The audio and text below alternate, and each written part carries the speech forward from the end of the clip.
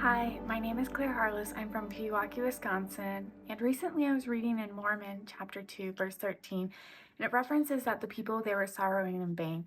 And so my question is, what's the difference between feeling godly sorrow or sorrowing in vain? Well, I'm really struck by some of the prepositions in verse 13. In particular, it sounds like, as Mormon describes it, godly sorrow is headed somewhere and it comes from somewhere. So here's what I mean. In the first half of the verse, he says, their sorrowing was not unto repentance because of the goodness of God. So godly sorrow heads somewhere. It's headed for repentance, and it's caused by something. It's caused by the goodness of God. You recognize the goodness of the Lord, and you feel sorry that you have betrayed that to whatever extent through your own sin. And so that sets you on a trajectory toward repentance.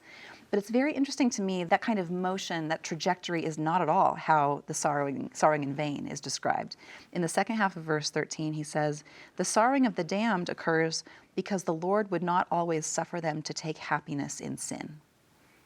It's not headed anywhere. There's no sorrowing unto, and the cause is just that they can't keep doing this forever.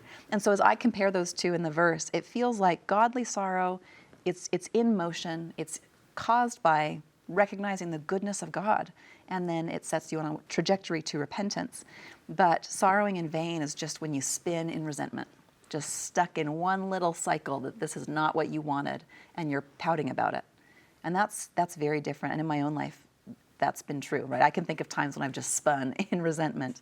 That's not what the Lord would have us do. We want something that leads elsewhere.